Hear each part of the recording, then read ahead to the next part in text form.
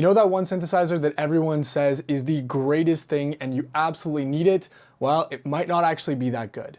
Prepare for some angry comments and some disagreeing opinions, but I've decided to brave the waters of the internet and give my rankings for overrated and underrated synthesizers.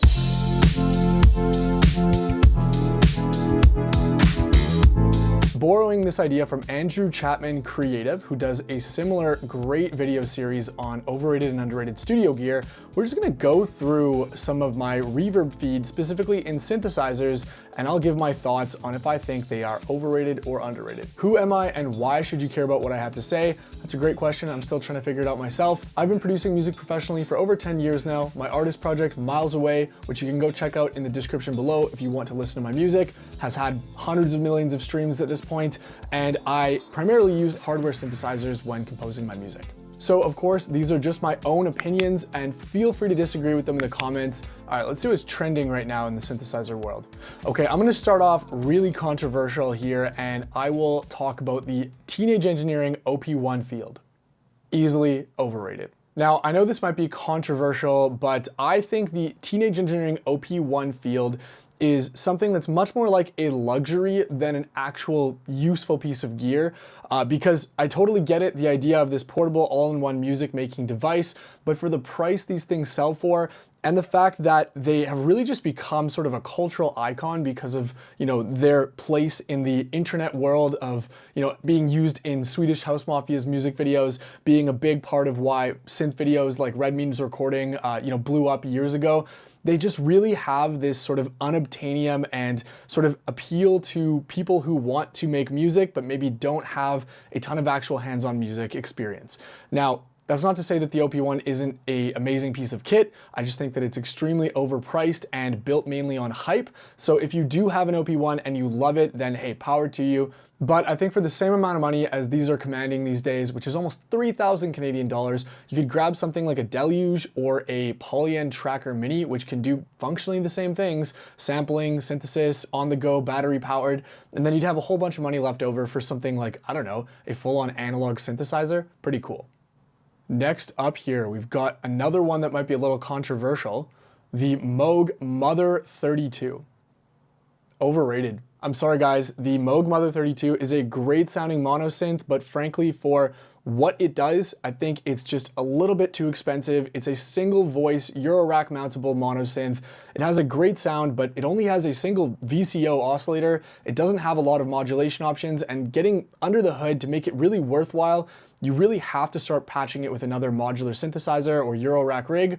And for me, that really knocks it down the list of something that I would actually find usable, because my rationale is if I end up going into a Eurorack setup, I want to build something really, really unique, starting with an oscillator from a specific builder, starting with filters from different builders, and combining things in a way that you couldn't really get.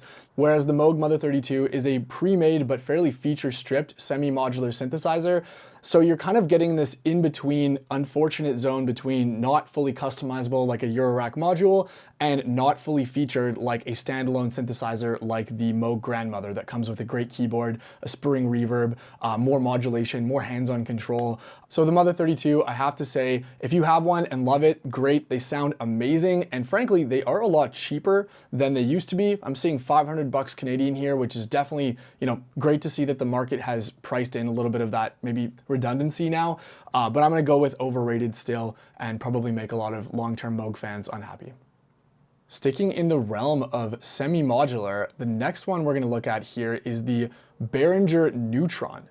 Now, the Behringer Neutron, let me see if this is an error, but that seems way overpriced. I remember paying like 300 bucks for one of these. Yeah, there we go. Okay, $388. The Behringer Neutron is underrated.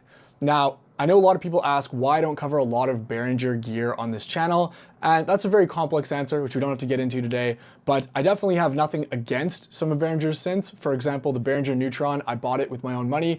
I did a review back before I knew what I was doing with filming, but you can watch that, and I sung extremely high praises of this. The Behringer Neutron, especially comparing to the Moog Mother 32, is a fully featured, much more in-depth semi-modular synthesizer that is Eurorack mountable. Right off the bat, we have two VCOs instead of one, which can be synced together. You can do oscillator cross-modulation, a whole bunch of different things like that, and frankly, the Behringer Neutron just sounds phenomenal and really punches above its weight. It makes me wish that Behringer would do more original designs like this.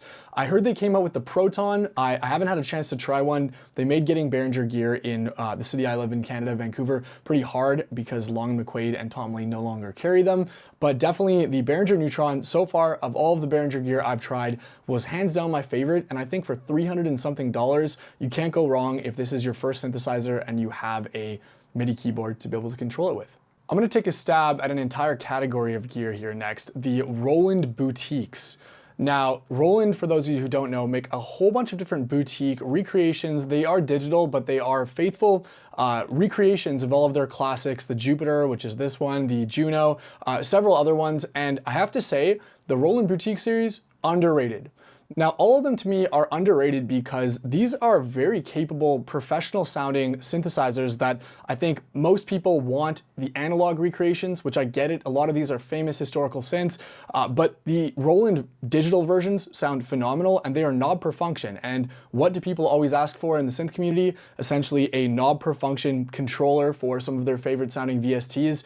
I think the Roland boutiques are a great option if you love the sound of the classics and want to have access to something like, you know, the front panel of a Jupiter or Juno in your studio, but you don't want to spend a lot of money and you don't mind the fact that it's very good sounding, but still digital.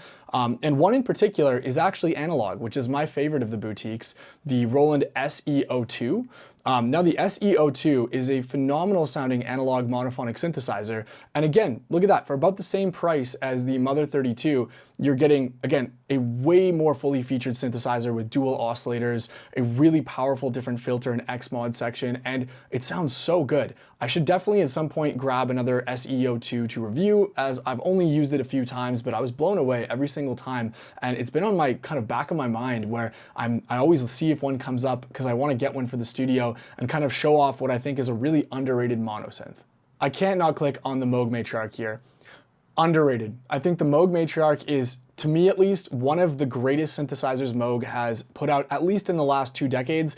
And when it was originally announced at 3,000 Canadian dollars, it still felt honestly worth it. I bought it and I didn't feel like I was getting ripped off. And since it has dropped in price significantly, and for whatever reason, these seem to be all over the used market and honestly hold their value not as well as you would think for a Moog. So you can grab some great deals. Like this one, look at this, 2,298 Canadian dollars for a full-on Moog with history and DNA of the early Moog modular systems, a built-in stereo bucket brigade delay built off of the MN305 chips that are so coveted from their Mooger Fugger delays.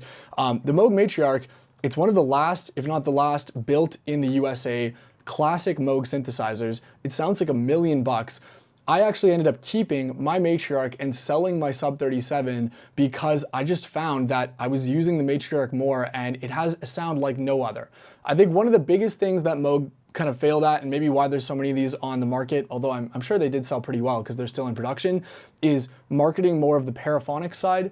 I don't think paraphonic synthesizers, hot take, I don't think paraphonic synthesizers are super usable musically for a lot of, more contemporary tracks, but as a monosynth or duophonic synthesizer, the Moog Matriarch is one of the best synths around. And while $2,300 might seem expensive compared to some other, made overseas or, monosynths from other brands, for $2,300, you're getting a Moog that can rival the sound quality of like a classic Model D, a Voyager, is fully semi-modular, so it can interface with your other gear, your Eurorack system. And again, did I mention the delay? The delay on this instrument, which has audio in, you can run other stuff through this delay, sounds just phenomenal, and the delay alone is worth probably a good $700 or $800. I talk about this in my Walrus Marikai video. I think that's what they're charging for a stereo analog delay these days with the same chips. The Moog Matriarch is a underrated synth despite its popularity. All right, getting into the polysynth world here. The Dave Smith Prophet Rev 2. Again, possibly gonna piss some people off here.